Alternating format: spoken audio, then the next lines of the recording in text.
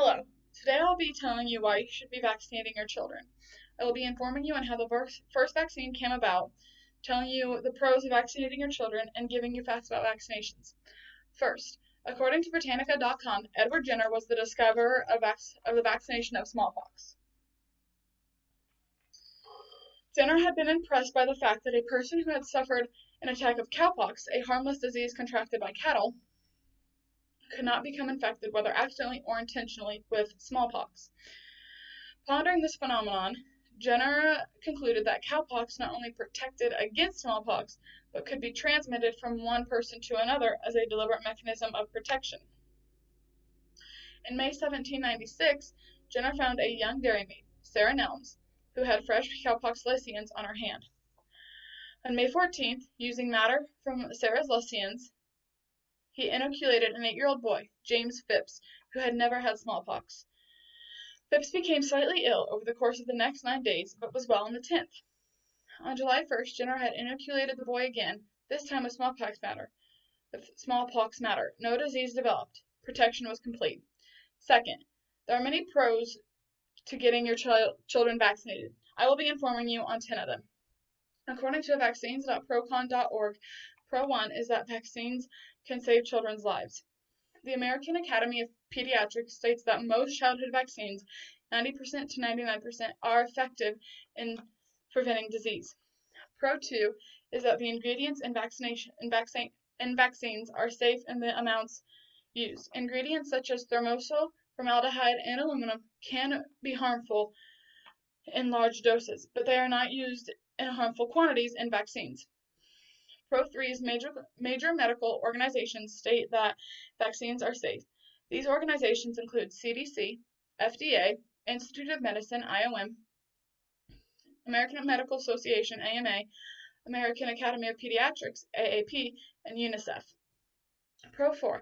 Adverse reactions to vaccines are extremely rare. The most common side effect of vaccines is anaphylaxis, a severe allergic reaction, which occurs in 1 per several hundred thousand to 1 per million vaccinations. Pro 5. Vaccines protect the herd.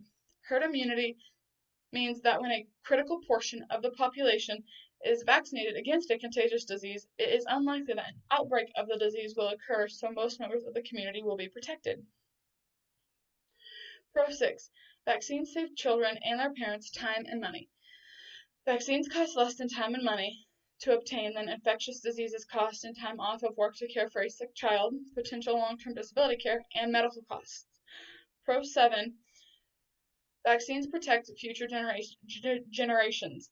Vaccinated mothers protect their unborn children from viruses that could potentially cause birth defects, and vaccinated communities can help eradicate diseases for future generations. Pro 8. Vaccines eradicated smallpox and have nearly eradicated other diseases such as polio. Children are no longer vaccinated against smallpox because the disease no longer exists due to vaccination. The last case of smallpox in the United States was in 1948. The last case of smallpox in the world was in 1977 in Somalia. Pro 9. Vaccine preventable diseases have not disappeared, so vaccination is still necessary. The CDC notes that many vaccine preventable diseases are still in the United States, or only a plane ride away. Although the paralytic form of polio has largely disappeared thanks to vaccination, the virus still exists in Afghanistan, Nigeria, and Pakistan. Pro 10. Vaccines provide economic benefits for society. The CDC estimates that vaccinated children born between 1994 and 2018 have yielded net savings of $406 billion in direct costs and $1.9 trillion in societal costs, which includes money saved by preventing lost productivity due to disability and early death.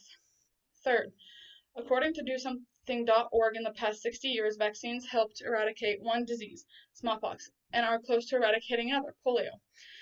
Vaccines prevent more than 2 million deaths per each year. This chart shows the death rate falling from 1990 to 2017 because people started using vaccines. There are existing vaccines that could stop rotavirus and pneumonia, two conditions that kill nearly 3 million children under the age of 5 every year.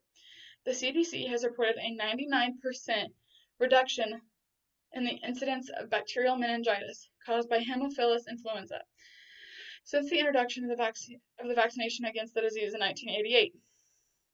Not all vaccines are given as shots. Some vaccines are given orally.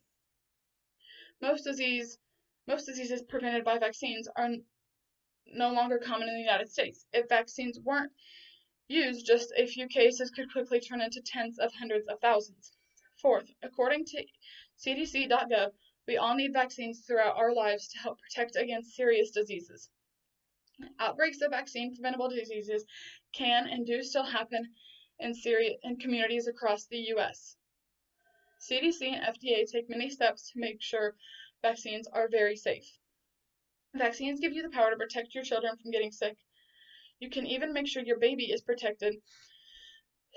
Your baby is born with protection by getting vaccinated when you are pregnant. Vaccines aren't just for kids. They can help adults stay healthy too, especially if they have health conditions.